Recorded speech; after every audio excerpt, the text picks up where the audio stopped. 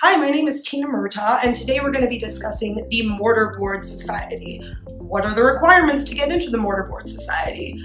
First off, it is a society that was originally started for junior women at the end of their junior year of college going into their senior year of college. Now it's open to men, and we'll get into that later, but the first requirement is that you're in the top 35% of your class or you have a B grade average. Now, on their website, this seems almost like a soft requirement because they do state that there is more to an honor society than just grades. So that's something that we noticed, and they have a statement on their website. You also need to pay an $80 fee in order to get into the society, which you can pay online. And a lot of the local chapters will have their own fees that members will have to deal with later on.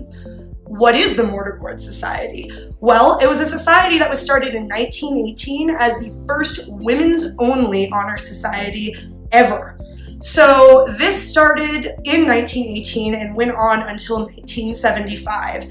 In 1975, they changed the rules and the bylaws of the society to reflect that men could also be included, and this was for the advancement of women and helping women to get more into the workforce and integrate them with the men currently in the workforce.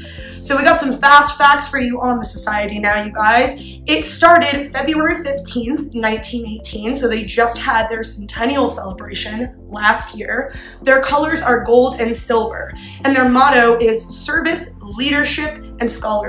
So those are the three core values of this society. Their symbol, of course, is a mortar board, and if you don't know what that is, it's the top of a graduation cap, which is a symbol for higher education. And they also happen to have currently 232 chapters at colleges and universities. A little more on the Mortar Board Society. They actually came up with the concept of the society in 1915, but it took 3 years for this to become an actual organization. And from 1918 to the 30s, they were recognized, but not to the extent that they were recognized in 1937 as the only women's honor society.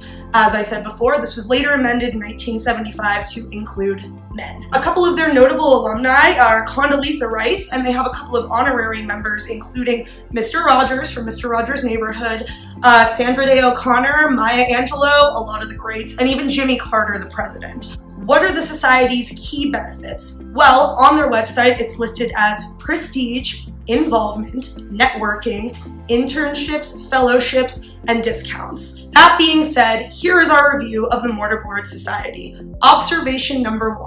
As I brought up at the beginning of the video, while they say that there is a GPA requirement, this seems like a very soft requirement, and they go above and beyond to let you know that honor societies are comprised of more than just grades.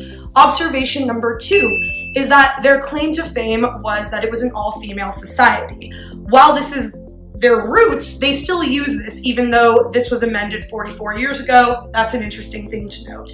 And finally, our third observation was that they touted that they give out discounts and benefits to people, and we took a look into these, and they're pretty good. They're not that different from other societies. It's really decent at making sure that college students have that money and they're saving it for what matters. So that is our current overall review of the Mortar Board Society. Thank you for joining me, and stay tuned for more reviews.